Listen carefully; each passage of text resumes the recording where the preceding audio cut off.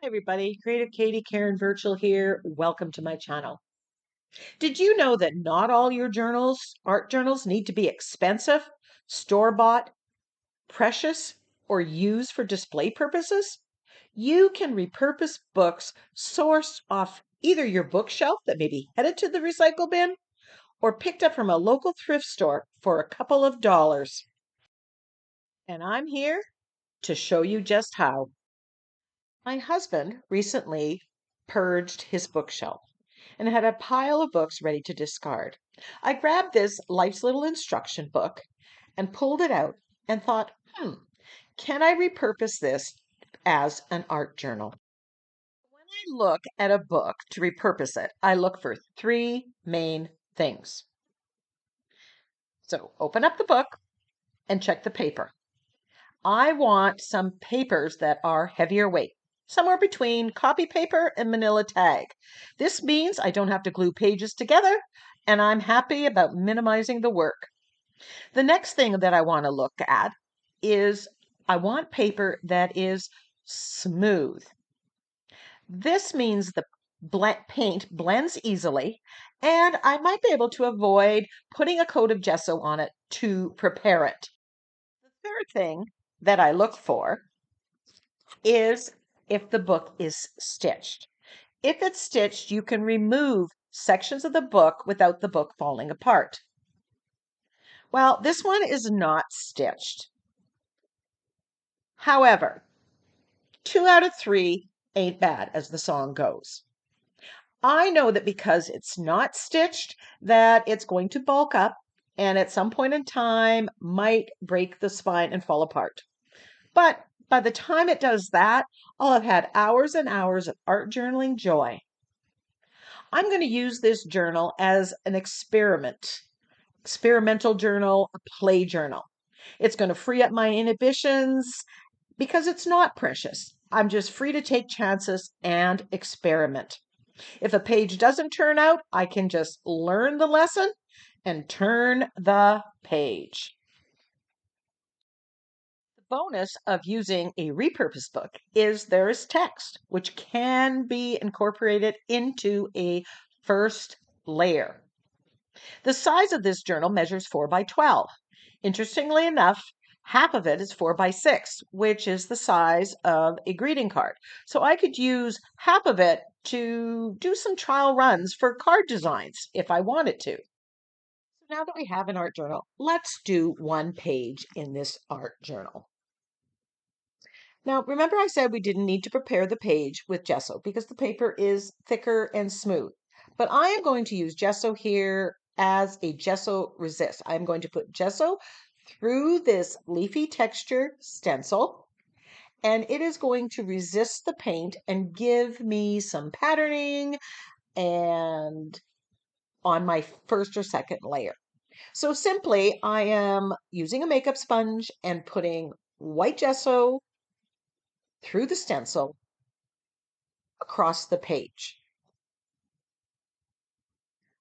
I put 1, 2, maybe 3 coats of it, and this is up to you.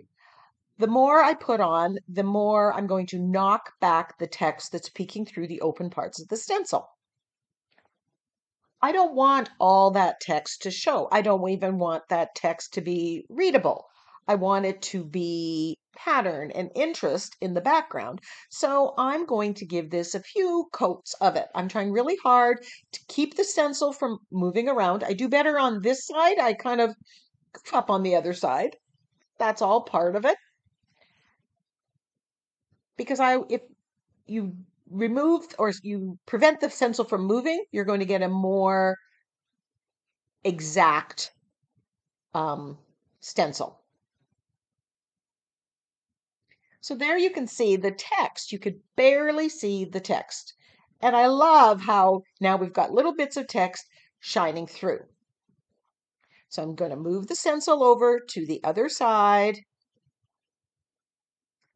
and do the exact same thing. Here it kind of moves. And so when I remove the paint, you're going to see this isn't quite as exact as the right side. It doesn't matter in the end.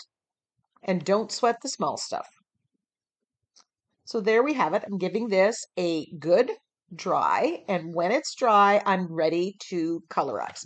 Now you can pick any colors that you want, but I'm going to pick Hooker's Green and Prussian Blue, and I'm going to mix them with the makeup sponge, wet on wet, right on top. So I'm not hoping that this dries. Now you can see right off the bat where the gesso is compared to the raw paper. You get a bit of that patterning. I'm going to show you in a minute how to remove some of the paint so that you see more distinct patterning, but you could omit that step and leave it as it is if that's what you like. Remember, we're going to add many layers here. I'm loving how that text is showing up. The border is showing up there. It's just adding interest to my page, and I didn't have to do a thing. So here I am removing the paint, and simply I grabbed a baby wipe. I wet my baby wipe because it had dried, and I am rubbing where the gesso is, trying to target those areas, and removing the paint. Now you can remove a little or a lot. You can almost take it down to white. That is completely up to you.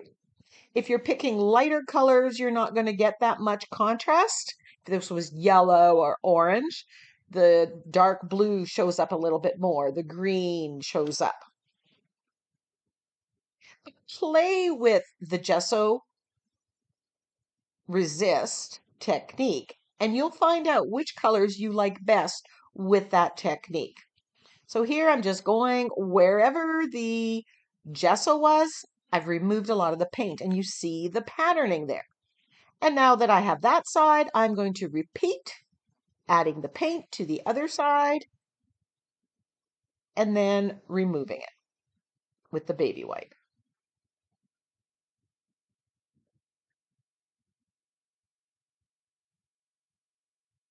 Now, this is just one layer, so I'm not getting too precious, too worried about it. If you want to remove more of that paint and it's not coming off, you dried it dried a little longer, you can use rubbing alcohol. Just put a little on your rag or your baby wipe and rub. Don't give up. Keep trying. Little by little, you'll figure out the right amount of pressure, the right amount that works for you. You can see on the left side, it's not as precise, that stenciling. It's user error. But my goal was to make some interesting marks, not have precise stenciling. Just take your time with this step.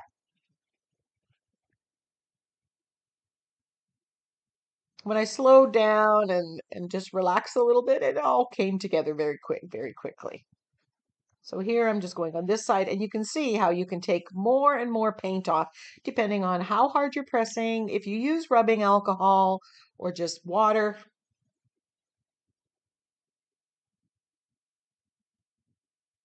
And when you decide you're done, you're done. There's some interesting pattern. Love how that text is showing up. We've got some great layers. So now I want to do some stamping. This is a peacock feather, but I'm just going to use part of it as a stamped image, adding again more interest to my background. This is one of the stamps that I recently took off the wooden block. I'll link that video if you want to check it out. It may be something that you may want to do. So here I'm just stamping with archival ink, just adding some pattern to it. At this point, I do not have any plan for focal image or what I'm even going to do with it. I'm just having fun creating a background. Remember, this is my experimental art journal. This is where I'm going to play. It isn't about creating a great finished art journal page. Grab some drywall tape, and I'm using it as a stencil. I'm using the Prussian blue. I didn't have much in the background, so I wanted to bring that out, that blue, a little bit more. So I'm adding this fine stenciling. All your art supplies don't have to come from the art store. This is a stem from a flower stamp set, again, one that I've taken off the block. And I've decided I'm going to make a border around my page with it. Repeated stamping. So I'm just going to place that there, and I'm putting white acrylic paint on the stamp and then pressing. So I'm going to go all the way around my art journal.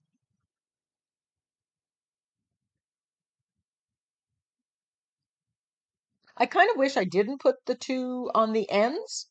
I liked it better when it was just the top and the bottom. But again, that's something I'm learning that I can use on another journal page. So I have a bin of discarded sentiments. I'm just going to dig through those and make do with what's there. Use up these scraps, these piles. And I grab out a couple that I think might work for this. I've also looked in my other bin of focal images that I have. And I'm just going to cut off some of that white. I don't want that big white thing in the middle of my page. I want to see more of my background. So I'm just cutting off the excess. I do have digital sentiment packs that are available for purchase at NINNYSNAPKINS.com. I will put the link in the description box if that's something you're looking for. You can go check it out. They're on all different themes. So I'm just playing with the composition. I'm using one of Tim Holtz's Crazy Birds. Now, instead of the word don't that I had in the sentiment, I decide I'm going to stamp it with some stamps. Now, these are acrylic stamps from a letter sets. I bought a lot of these when I first started art journaling, and I'll be honest, I did not use them. So it's use it or lose it time. I need to use these or I need to rehome them. So here we go. I'm going to keep these out on my desk a little closer so that I have reminders to use them. And today is the day. I'm putting black acrylic paint on them, and then I'm going to stamp with it. I use black acrylic paint instead of archival ink here because I like it darker than what I typically get with the stamping. And I know you can re-ink your stamp pads. I just find I prefer this. But you do you. Grabbing my fluid matte medium, and I'm gluing down the rest of that sentiment and my focal image. As I said, these are rather small. This page measures 4.5 by 12. So there's not a whole lot of real estate here, and I want to see some of the background. So my focal images are going to be simple. I might even repeat focal images. I could even just put sentiments on it, make it an inspirational quote journal where you just have fun creating a perfectly colorful, fun background and then just pop a sentiment on it. Now I'm just using acrylic paint and I am making this quinacridone magenta. I just like how that pops. It's the magenta is across the color wheel from the blue and green. So it really stands out. Now I'm using my angle brush and black acrylic paint. I'm just edging my page. This just frames it. And, I don't know if you notice a difference from the beginning to the end, but I think it's one of the best ways to finish a page. It's adding that little bit of shading around it, framing your page. Just add a little shading on the bird here.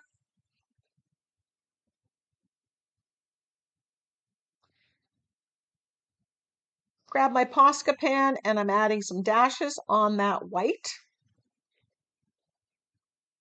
Doodling, not something I do a lot of, but I want to do more of. My experimental journal seems like a great place to experiment, play, figure out what I like or what I don't like with doodling.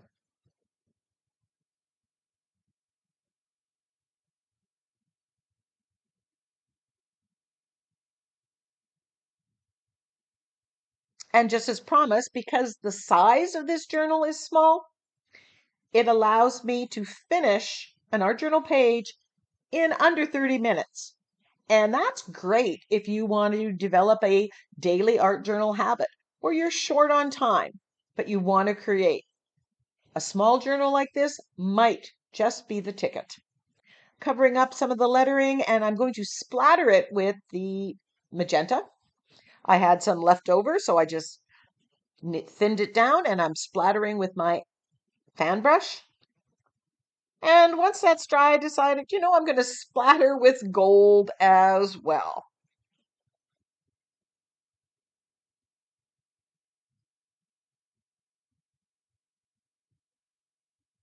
And there's our finished page. It stood up to the wet medium. The page did not warp too much. I think this is going to be a great addition to my journal collection. Stand by for more art journal pages done in this book. Here's some close-ups.